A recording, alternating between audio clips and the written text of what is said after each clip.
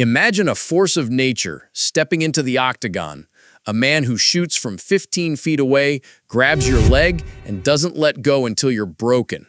That's Khamzat Chimaev, the undefeated wolf from Chechnya, now hunting for middleweight gold.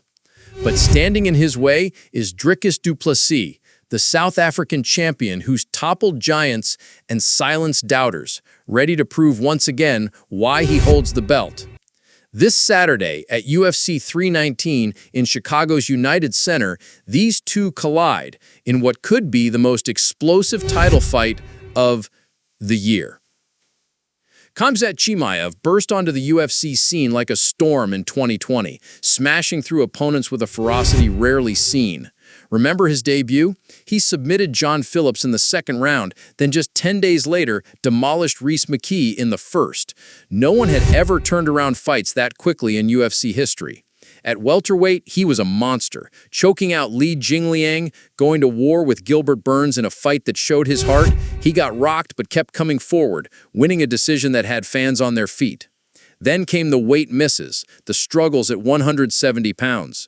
Joe Rogan nailed it when he said Khamzat is a freak at 170, but he can't make the weight reliably. He's almost unstoppable there.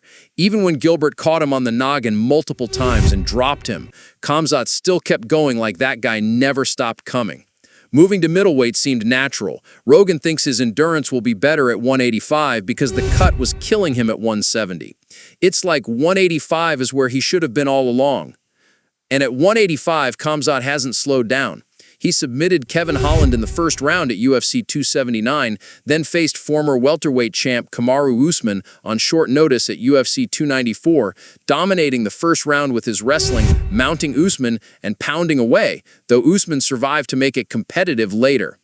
But Khamzat's latest masterpiece? Submitting Robert Whittaker, the former middleweight king, with a face crank at UFC 308.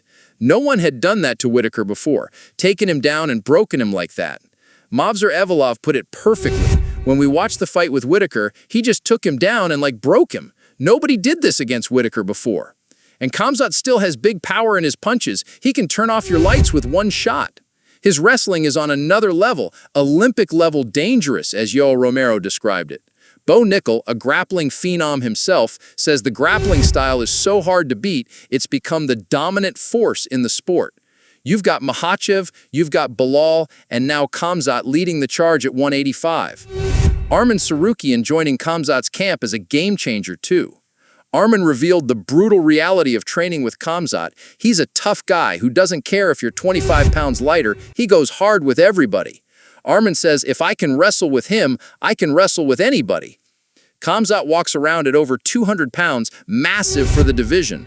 This alliance sharpens Khamzat to an even deadlier edge, promising to make him more unstoppable than ever. In the meantime, Dricus du Plessis has carved his path with grit and power. A former EFC and KSW champion, he entered the UFC in 2020, stopping Marcus Perez in his debut. Wins over Trevin Giles and Brad Tavares followed, but it was his knockout of Derek Brunson that turned heads. Then came the upset, TKOing Robert Whittaker at UFC 290, ending Whittaker's streak and earning a title shot. At UFC 297, he dethroned Sean Strickland in a split-decision war, becoming the first South African UFC champion. And his first defense? Submitting Israel Adesanya, the two-time champ, at UFC 305 with a rear-naked choke in the fourth round. DDP style is awkward, powerful striking mixed with solid grappling. He's durable, hits hard, and has very good jiu-jitsu, as Rogan points out. He's a big, durable dude who can wrestle too. The middleweight division has been a whirlwind lately. After Anderson Silva's legendary reign, Chris Weidman shocked the world. Then Luke Rockhold, Michael Bisping's upset, Georges St. Pierre's brief return, Robert Whittaker's solid run, and Israel Adesanya's dominance with his striking wizardry. But then came the shifts. Alex Pereira knocking out Adesanya, Adesanya reclaiming the belt, only for Sean Strickland to pull off one of the biggest upsets ever at UFC 293, outboxing Adesanya to a decision. DDP then beat Strickland, defended against Adesanya, bringing a new era. UFC matchmaking often protects stars, but this fight feels raw. Khamzat earning his shot by mauling Whittaker, DDP proving he's no fluke. Chael Sonnen highlights how exciting 185 is now. There's never been a time the division had such a spotlight. With guys like Bo Nickel rising, Sean Strickland lurking, Caio Barajo emerging, it's deep and dangerous. Fans are buzzing on X about this clash. One post from UFC News breaks down the card, calling it a fiery showdown. Another from MMA Orbit shares Anthony Hernandez predicting DDP to upset Khamzat again, hoping to fight the winner. Championship Rounds posted DDP's coach slamming Khamzat as one-dimensional, saying they want to fuck him up in his wrestling game. And a fan poll has people split, with some leaning Khamzat for his wrestling, others DDP for his endurance. If you're as pumped for this as I am, hit that subscribe button to stay locked in on all the MMA action from inside the cage and beyond. Expert opinions are flying everywhere. Joe Rogan hypes Khamzat as a terrifying force, hinting his move to 185 unleashes an even scarier version. Fans haven't seen his true form yet. At this weight, no one is safe, but he acknowledges DDP's skills. Can Khamzat wrestle with that guy? His skill is so high level, it makes you wonder. Kamaru Usman warns not to sleep on Khamzat. He's extremely talented, extremely strong, can shock anyone. He shocked Whitaker when everyone thought Rob would get him, but Usman respects DDP too. He's the champion for a reason, taking on 3 champions back-to-back. You have to respect these warriors who bear their souls in tiny gloves. Usman sees Khamzat's control and strength, but hints DDP might be the puzzle unsolved. Khamzat Chimaev on your back in round 1 is not easy to get off. And that squeeze, he submitted Usman-level guys. Robert Whitaker backs DDP to end Khamzat's streak, seeing a test of grit where survival flips the story. DDP himself wants to take Khamzat's undefeated record. Khamzat is strong, but he's never felt powerless. He has a gun, I have a tank. No middleweight overpowers me. Once it goes past round 2, it's smooth sailing. Khamzat sparks curiosity about DDP's grappling. How he done with Rob? Rob took him down, so very salam. DDP fires back, this is MMA, not wrestling or striking alone. Lasagna's striking is world-class, Strickland's boxing too. Adesanya's kickboxing record speaks for itself. But mix it up, and I'm the best. That's why I have this belt. His wrestling is phenomenal, but I won't let him look good. Khamzat hasn't fought anybody of note besides Whitaker. He couldn't get a title at welterweight, now he wants middleweight? Let's go! Daniel Cormier teases a must-watch war. Call Khamzat scared and he'll come at you like a bat out of hell.